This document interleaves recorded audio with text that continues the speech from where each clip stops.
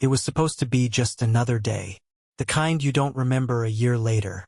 I woke up at 5:30 a.m., stretched out my bad shoulder, kissed Becca on the forehead while she pretended not to be annoyed, and left for work.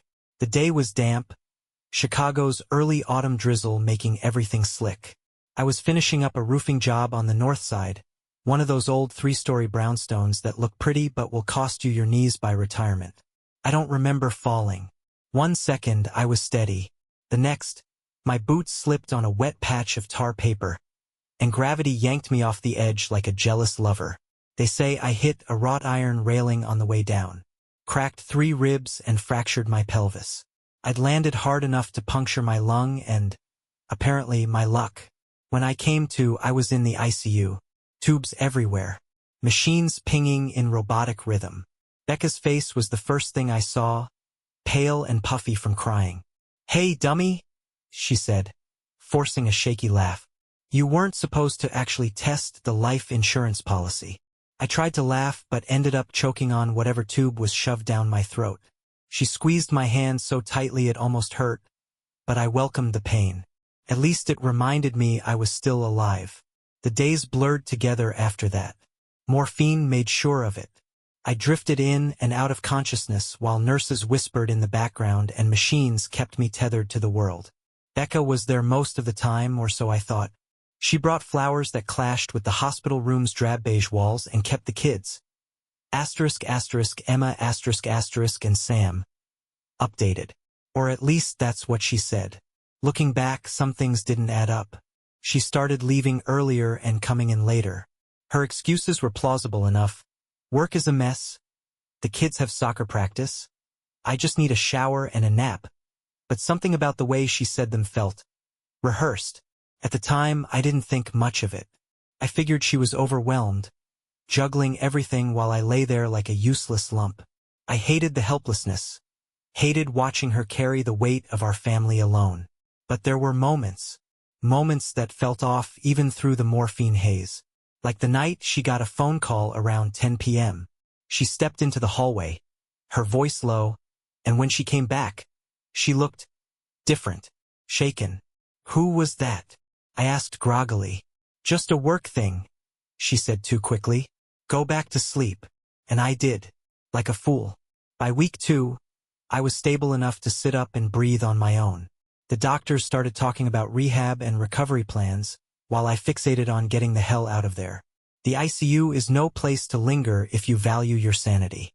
Becca was more distant by then, her visits shorter and less frequent. She started texting a lot during the time she was with me, which wasn't like her. Becca had always been the kind of woman who hated screens. She used to joke that her phone was a glorified alarm clock. I remember one night, she fell asleep in the chair by my bed.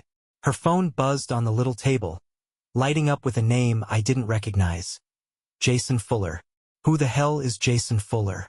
I thought about waking her, asking her right then and there, but I didn't. I told myself it was probably work-related, or maybe one of her friends. Nothing to worry about.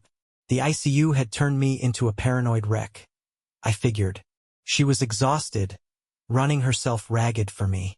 I didn't want to add to her stress, so I let it go. Again, like a fool.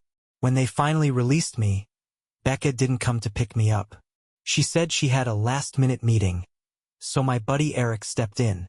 He joked about how hospitals make you appreciate cheap beer and bad TV, and I laughed along because I didn't want to think too hard about why Becca wasn't there. But as we drove home, I couldn't shake the nagging feeling in my gut. Something had changed. Or maybe it was changing all along, and I was just too broken to see it. As Eric pulled into my driveway, I saw Becca's car parked in its usual spot. For a brief second, relief washed over me. She was home. Everything was fine. Then I saw the man walking down my porch steps. A tall guy in a charcoal suit. His tie loosened like he'd been there a while. He glanced back at the house, then walked to a silver BMW parked at the curb. I didn't say anything. Couldn't. My ribs hurt, my leg throbbed, and I felt like the wind had been knocked out of me all over again. Eric gave me a sideways glance. "You good?" "Yeah." I lied. But I wasn't. Not even close. Eric helped me up the steps, his arm slung under mine like I was some geriatric patient instead of a 38-year-old guy who just had a lousy streak of luck. Becca opened the door before we could knock. She had this wide smile on her face that didn't quite reach her eyes. "Matt!" she exclaimed, her voice so cheerful it felt staged. "You're home." She kissed my cheek and gave Eric a quick nod. I caught a whiff of her perfume. A new one, floral and sharp. Not the light vanilla scent she'd worn for years. Felt foreign, like I'd walked into someone else's house instead of my own. Eric lingered awkwardly for a second before backing away. "Call me if you need anything, man," he said, and with a quick wave he was gone. The first thing I noticed when I stepped inside was how spotless everything looked. The kitchen counters gleamed like they'd been scrubbed with a toothbrush. Even the kids' backpacks were neatly lined up by the door, which was a small miracle in itself. "You cleaned?" I said, more surprised than I meant to sound. "Well, yeah," Becca replied with a nervous laugh. "I had to keep busy while you were gone. You know how it is." Sure, I knew how it was, except I didn't, not really. Becca wasn't the type to stress clean. If anything, she was more of a leave the dishes until tomorrow kind of woman. I chalked it up to her way of coping. Maybe she needed the distraction. Maybe this was her version of therapy. But the longer I sat in that house, the more it felt like I'd been replaced. Everything was just off. Becca seemed jumpy, distracted. The kids were unusually quiet. Their usual chaos dialed down to polite nods and one-word answers. And then there was the jacket. I found it 2 days later, shoved into the back seat of her car when I went to grab the groceries she'd forgotten. A man's leather jacket, slim-cut and expensive-looking. The kind that screamed, status. Definitely not mine. I hadn't owned anything that nice since our honeymoon, and even then, it was a rental tux. When I walked back into the house, jacket in hand, Becca was at the kitchen sink, humming to herself like everything was perfectly normal. "What's this?" I asked, holding it up. She turned, her eyes flicking to the jacket for the briefest second before she plastered on a smile. "Oh, that is Jason's. He left it in my car after the fundraiser last week." Jason. There was that name again. The guy whose texts lit up her phone while she slept in the ICU. "Jason Fuller?" I asked, trying to keep my voice even. "Yeah, he's on the board with me at work. We had that charity thing for the housing project, remember?" She said it casually, like I was supposed to know who Jason Fuller was and why his jacket was in her car. I nodded slowly. Right, the housing project. The explanation fit, technically. Becca worked for a nonprofit that helped low-income families find affordable housing. I'd heard her mention board members before, but she'd never been this familiar with any of them. Still, I let it go. Again. Because what was I going to do? Start accusing her of something without proof? I'd just gotten home. I needed her. I needed us to be okay. Over the next few weeks, the cracks in our marriage became harder to ignore. Becca started working late more often, sometimes not coming home until after 10. She claimed it was end-of-year chaos at the nonprofit, which wasn't unusual. But there was something different about the way she acted when she got home. Like she was carrying some secret she couldn't quite keep under wraps. She was distant but careful, walking this tightrope of being present just enough to keep me from asking too many questions.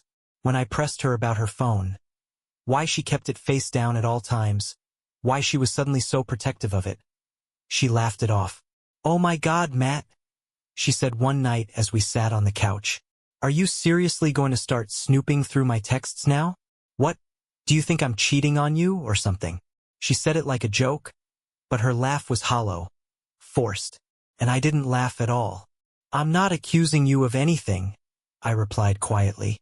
"I'm just asking." "Well, stop. It's insulting." I wanted to believe her. I really did. But doubt had a way of digging its claws into me and refusing to let go. It was little things at first. A text notification she quickly swiped away, a phone call she took in the bathroom. Once, I heard her laugh from the hallway, soft and intimate. A laugh I hadn't heard from her in months. I started paying closer attention. Her routine didn't make sense anymore. She'd leave for work at the usual time but come back wearing different clothes. or with her makeup freshly reapplied. She had this energy about her, like she was always on edge, always waiting for something or someone. The breaking point came when she accidentally left her laptop open one evening. She'd gone to put the kids to bed, and I walked past the dining table to see an email draft on the screen. It was addressed to Jason Fuller. The subject line was blank, but the opening line stopped me cold. I can't keep doing this. I feel like I'm living two lives. Two lives. My heart hammered in my chest. I didn't want to read further, but my eyes couldn't stop.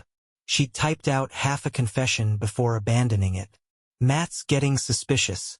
I think he knows something's wrong. I don't know what to tell him if he asks. I hate lying to him, but the sentence ended there.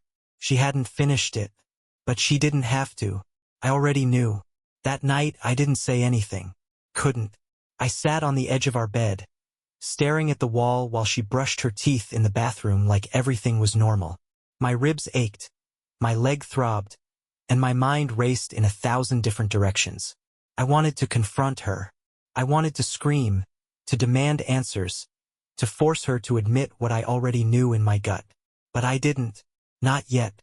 Because if she was lying to me, I needed proof. Real proof. Not just a half-written email and a bad feeling. So I decided to wait. I wasn't sure what was worse, the possibility that Becca was cheating on me or the way my mind spiraled trying to fill in the blanks. Every unanswered question felt like a weight pressing on my chest. Who was Jason Fuller to her? How long had this been going on? Was it just physical or something deeper? The not knowing gnawed at me. I told myself I was waiting for proof before confronting her. But the truth was, I was stalling, afraid of the answer. The tipping point came on a quiet Tuesday evening. Becca had gone out for another board meeting, leaving me home with the kids. Emma, our 12-year-old, was upstairs doing homework, and Sam, just 8, was playing Minecraft in the living room. I was supposed to be helping him figure out some puzzle, but my head wasn't in it. My phone was open on the coffee table, Jason Fuller's name glaring back at me from a list of calls on our shared phone bill. The calls started about a month before my accident, once or twice a week. Then, after I landed in the ICU, they skyrocketed. Multiple calls a day, sometimes lasting over an hour. And the texts? Endless. Becca's phone never left her side, and I had no way of knowing what was being said. But I didn't need the words to know what it meant. When she got home that night, I played it cool. She was wearing a blazer over a fitted blouse, her hair pulled back in a sleek ponytail. She looked good, too good for a nonprofit board meeting. I glanced at the clock. 10:47 p.m. How was the meeting? I asked casually. She froze for half a second before smiling. Exhausting. We're trying to finalize the plans for the gala next month. You know how it is. I didn't know how it was, actually, but I nodded anyway. Did you eat? She asked, changing the subject as she dropped her keys on the counter. Her phone buzzed in her pocket, and she instinctively turned away, slipping it out to check the screen. Jason Fuller again. I knew it even before her smile twitched and disappeared. She locked the phone without replying, but the damage was done. That night, after she fell asleep, I made up my mind. I wasn't waiting anymore. I called Eric the next morning and told him everything. He didn't interrupt, didn't laugh, didn't call me paranoid. He just listened. When I was done, he let out a long sigh. Look, man, I don't know what to tell you, he said. But if you're serious about this, you need to get answers. Real answers. You up for that? I hesitated. What do you mean? He paused for a beat. It's not rocket science, Matt. You follow her. You see where she's going, who she's meeting. You want the truth? That's how you get it. The idea felt ridiculous at first. What was I going to do? Lurk in bushes like some low-budget PI? But the more I thought about it, the more it made sense. I couldn't accuse her of something this big without evidence. If I was wrong, I'd blow up our marriage over nothing. And if I was right, well, at least I'd know the truth. So that Friday, when she said she had another late meeting, I told her I'd be fine watching the kids. She smiled, kissed me goodbye, and left at 6:30 p.m. sharp. As soon as her car disappeared down the block, I called Eric. It's on, I said. Where are you meeting me? Corner of Ashland and Belmont. 10 minutes. Eric pulled up in his old Ford pickup, and I climbed in, my ribs still aching from the effort. We parked a few blocks away from her office and waited. Around 8 p.m., her car pulled out of the lot. Eric tailed her, keeping a safe distance. "She's not heading home," he said after a few minutes, his voice tense. "Yeah, I figured." We followed her down Lakeshore Drive, past the city lights, until she pulled into the parking lot of a boutique hotel. My stomach turned to stone. Becca stepped out of the car, wearing a different outfit than the one she'd left the house in. Jeans and a fitted jacket I didn't recognize. She walked briskly toward the entrance, her phone in hand. "Want to go in?" Eric asked. I shook my head. "Not yet." Minutes later, a silver BMW pulled into the lot. Jason Fuller climbed out, every bit as smug and polished as I'd imagined. He walked straight inside without hesitation. Eric and I waited in silence, the tension in the cab so thick I could barely breathe. My mind raced with 1,000 worst-case scenarios, each one worse than the last. After about an hour, I couldn't take it anymore. "I'm going in," I said.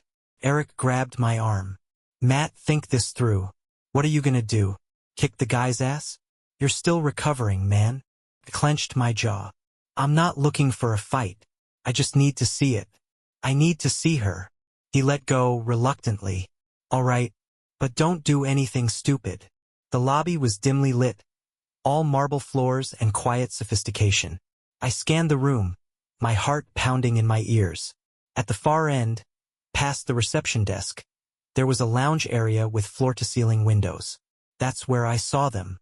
Becca and Jason were sitting at a small table, leaning in close. She was laughing at something he said, her hand brushing his arm in a way that made my stomach churn. There was a bottle of wine between them, 2 glasses half empty. I didn't confront them. Not yet. I turned and walked out, my vision blurred with rage and humiliation.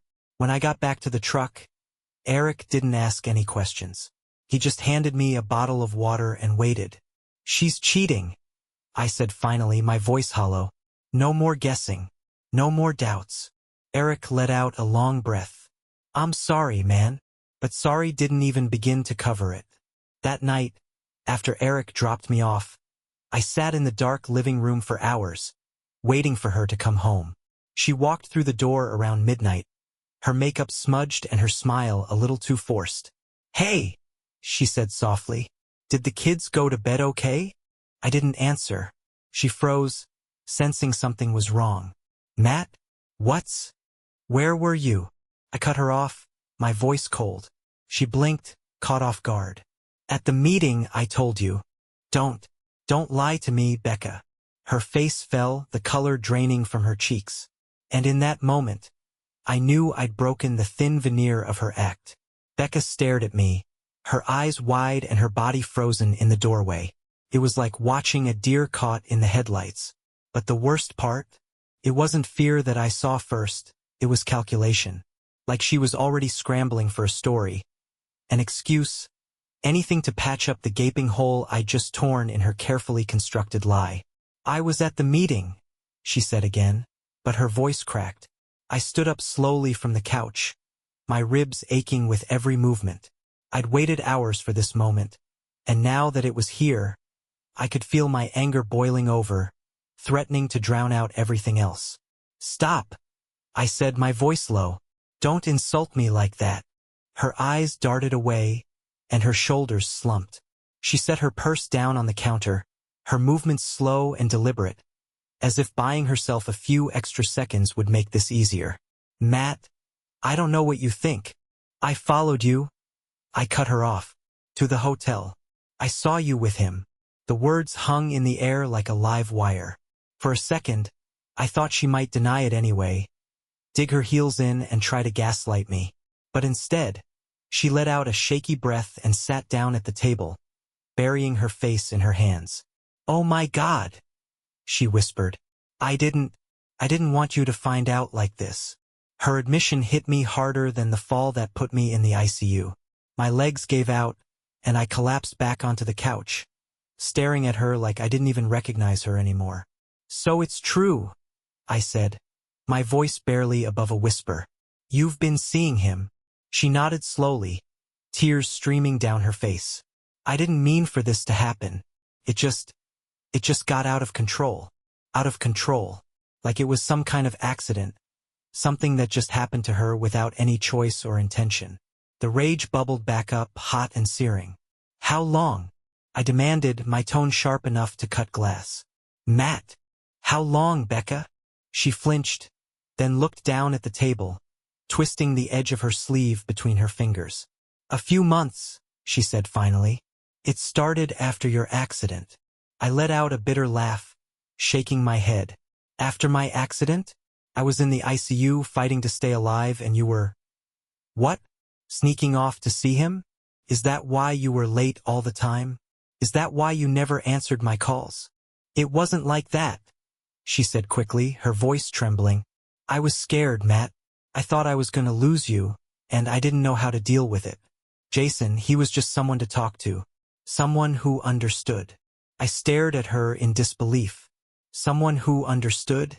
Are you serious? What the hell does he understand about what we've been through? About what I've been through?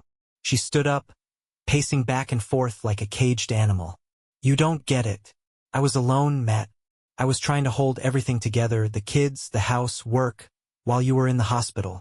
I was scared out of my mind, and he was there. Her words hit me like a punch to the gut. So this is my fault? You cheated on me because I got hurt? Because I couldn't be there for you? No, she cried, her voice breaking. I'm not saying that. I'm not blaming you. I don't know how to explain it. It was a mistake. Okay?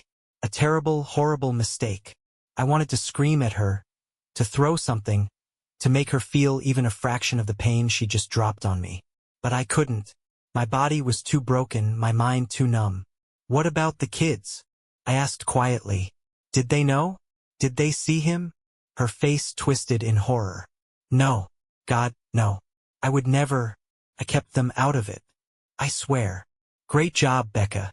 Real mother of the year, I said bitterly. Sneaking off to your boyfriend while your husband and kids were sitting at home. She flinched again, but this time she didn't fight back. Maybe she knew she couldn't. Do you love him? I asked, the question tasting like poison on my tongue.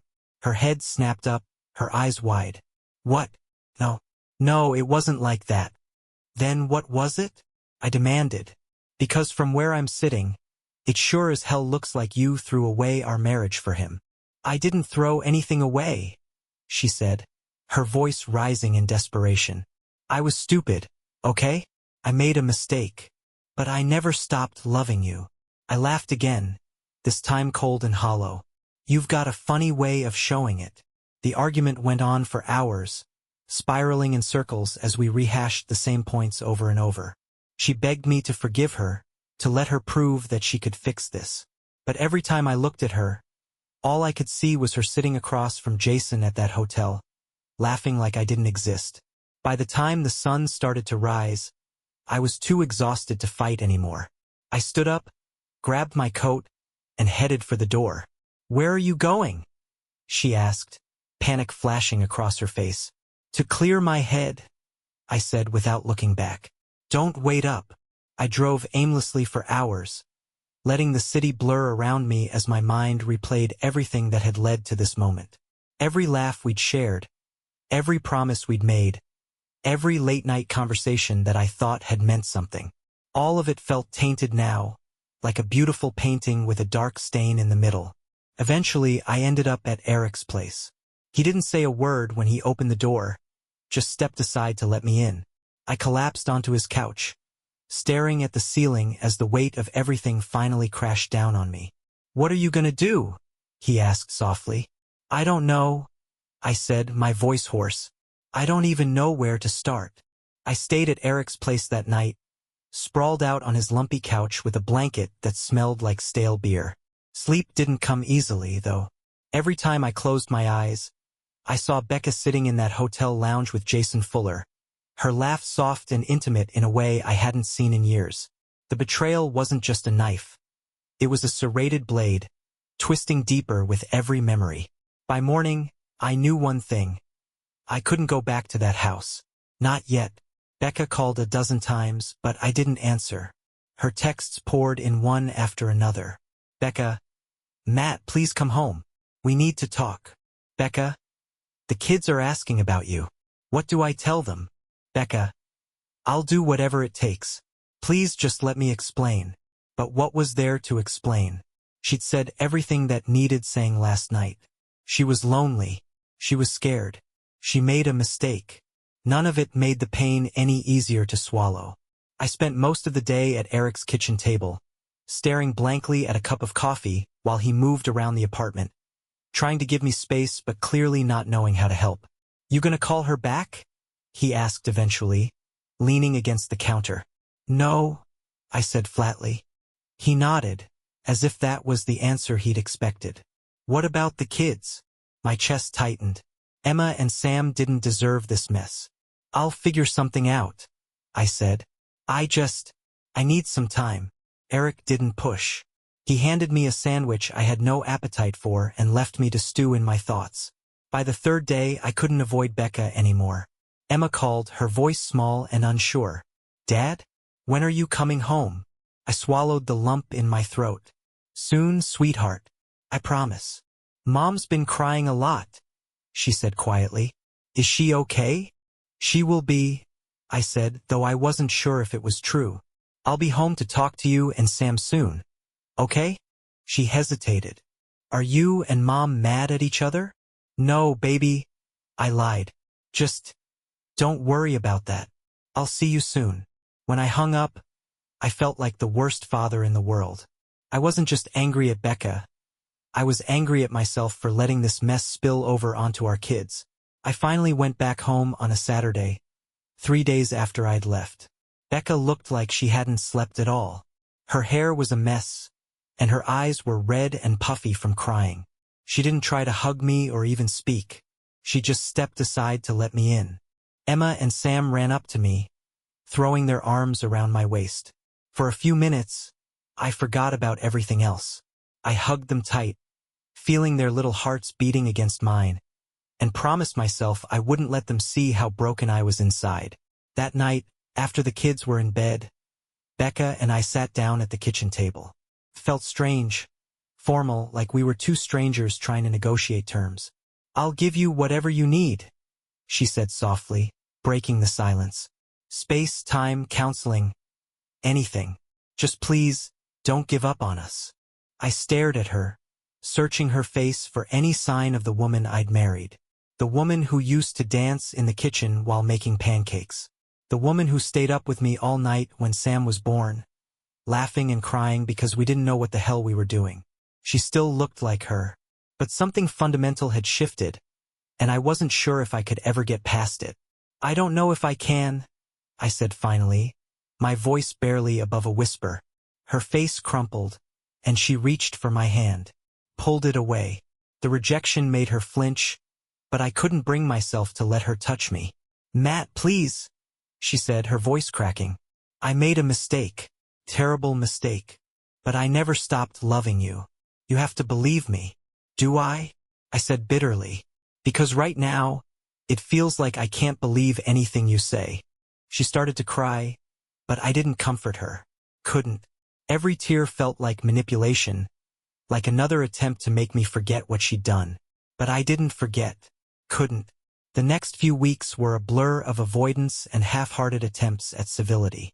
We still lived under the same roof, but it wasn't home anymore. The tension between us was palpable, stretching so thin I was sure it would snap at any moment. Becca kept trying to make things right, cooking my favorite meals, leaving notes on my nightstand, suggesting therapy. But it all felt hollow. How could I trust her when the image of her with Jason was burned into my brain? Then there was Jason Fuller. I couldn't stop thinking about him, couldn't stop wondering if he was still in the picture. I knew Becca had ended things. She'd shown me the text she sent him, telling him it was over, but that wasn't enough. I needed to see him, to confront him, to make him understand exactly what he'd done. Eric wasn't thrilled when I told him my plan. This isn't gonna fix anything, he said. You know that, right? Maybe not, I replied. but it's something I have to do. I found Jason at his office downtown, a sleek glass building that reeked of wealth and arrogance. He was surprised to see me, his confident smile faltering as I walked into the lobby. "Matthew, right?" he said, extending a hand I didn't take. "You're Jason," I said flatly. His smile tightened.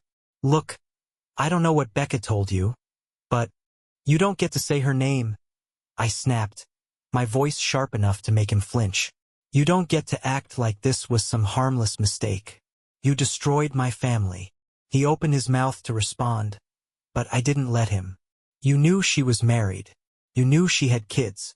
But you didn't care, did you? You just wanted what you wanted." "Matt, I don't want your excuses," I said, stepping closer. "I want you to stay the hell away from my wife, from my family.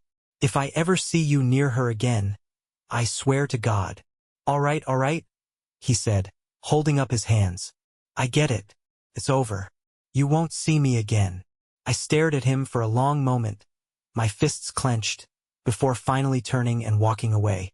It wasn't satisfying, not really, but at least I'd said my piece. When I got back home, Becca was waiting for me. She didn't ask where I'd been. She didn't have to. "I saw him," I said. "It's done." She nodded, her eyes filled with something I couldn't quite read. Regret? Relief? Guilt? Probably all three. "I'm sorry," she whispered. "I know," I said, "but I don't think sorry's enough." The house felt quieter in the weeks that followed, like the air itself had grown heavier.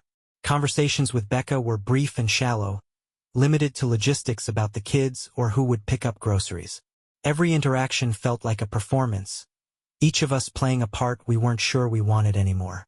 But the silence wasn't peaceful. It was the kind that stretched taut, ready to snap. And one day it did. It started with a simple question. "Do you want to go to counseling?" Becca asked over dinner one night. The kids were at a sleepover, leaving us alone for the first time in weeks. She looked at me with hopeful eyes, as if my answer could be the first step toward rebuilding what we'd lost. I didn't answer right away. I put my fork down, wiped my mouth, and took a deep breath. "I don't know if I want to save this," I said finally. Her face fell, the hope draining out of her like water from a leaky bucket. "Matt, please," she said softly. "We can fix this. I know we can." I shook my head. "How? How do we fix something like this? You broke my trust, Becca. And every time I look at you, I see him." "I'll do anything," she said, her voice breaking. "I'll quit my job. I'll never speak to him again. I'll spend the rest of my life making it up to you." I leaned back in my chair, my chest tight. "And what if I can't forgive you? What if I can't ever look at you the same way again?" Tears streamed down her face, but I couldn't bring myself to comfort her. This wasn't something a hug or an apology could fix. It was deeper than that, rooted in the very foundation of our relationship. And that foundation was cracked beyond repair. That night, I slept on the couch. By morning, I'd made up my mind. The kids were eating breakfast when I told Becca I needed to talk to her. Her eyes widened, and she nodded, following me into the bedroom where we could have some privacy. "I can't do this anymore," I said, my voice steady but hollow. "I'm filing for divorce." She stared at me, stunned. For a moment, she didn't say anything, just stood there like a statue. "Please don't do this," she whispered finally. "We can still fix this, Matt. We can go to therapy, we can—" "It's not about therapy," I interrupted. "It's about trust. And once it's broken like this, I don't think it can ever come back." Her knees buckled, and she sank onto the bed, her face buried in her hands. "I love you," she said through sobs. "I love you so much. Please don't give up on us." But I was already gone. Not physically, not yet. But in my heart, I checked out the moment I saw her in that hotel with Jason. This wasn't a decision I was making lightly. It was a decision I'd been avoiding for weeks, months, maybe even years. The next few months were a blur of lawyers, paperwork, and uncomfortable conversations. Telling the kids was the hardest part. Emma cried, her shoulders shaking as she clung to me, begging me to change my mind. Sam didn't cry, but his face crumpled in a way that broke my heart. Is it because of us? Emma asked one night, her voice barely above a whisper.